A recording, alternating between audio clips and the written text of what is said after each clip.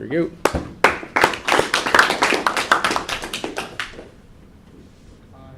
Hello everybody, my name is Nick. Today I'm talking about otakus, or like what everybody calls weeaboos.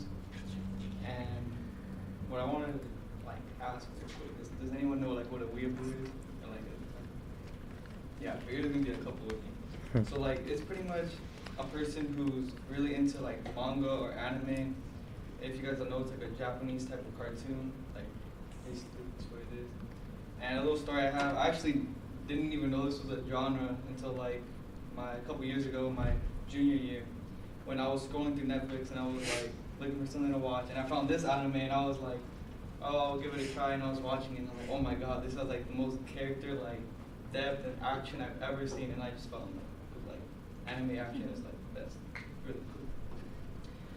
And the reason like I want to even bring up this topic is because it's a really fast and growing culture, or subculture I should say.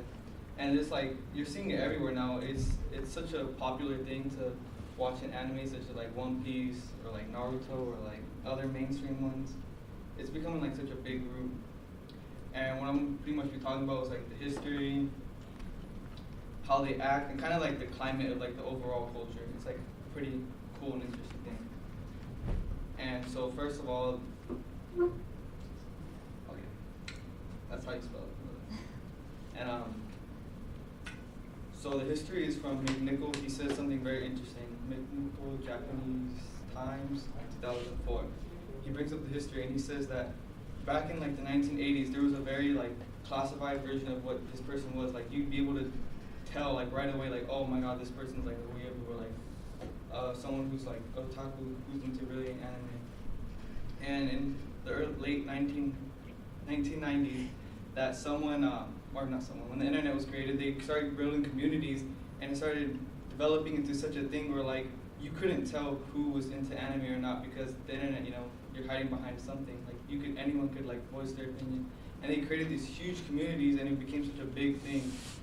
Yeah, that's the pretty much like how it started. There's more information on it, like I have a book I'm gonna tell you guys later. It's really cool.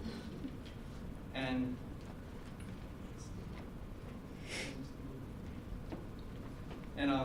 pretty much how they act is very it's very pretty much like what anyone would expect. It's very welcoming, very kind. They're very interesting. So Miki Nawa wrote an essay about it in the e-scholarship in 2011, and he pretty much describes it because he went to like he did all the research, and he says that he went into the community and he's been part of one for like, well now it's like 7 years, and he said that he really enjoyed it. He's like, it was an amazing experience. That they pretty much like, you would bring up one topic, and it was almost like a shoes topic, like an everyday thing. Like you have Nikes and you have your Adidas. Like there was these different kinds of genres in this thing, and he didn't even like, he thought the surface was just gonna be like, oh, we talk about this one, you know, mainstream thing and that's it. No, like there's like a whole like thing out there, like of like different types of like shoes and stuff like that. It was just so amazing. Like he said, like if he would have found out about this earlier, that he would have probably joined this community. It was just that amazing. And then my next slide is pretty much gonna be like the climate. So Bennett in 2014, he's from Seattle, by the way, he went into an expo, which they have anime expo, by the way. It's like pretty popular. More popular than the Japan Motor Show, which is like, I don't know if you guys know, but if you go to Japan, you go for like those lefty cars. They're like the R34 and stuff like that. And he went into this expo with like no idea what the heck even anime was.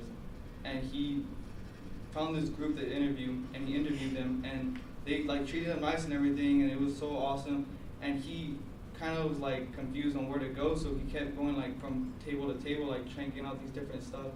And each group treated him the same exact way. Like they were nice about it. They explained to him what they were doing in line, what they were getting, what kind of animes they watched. Like it was just an amazing climate. Like you could just go into this place without knowing what you're doing, and they wouldn't even judge you based on like who you are, what you're doing here.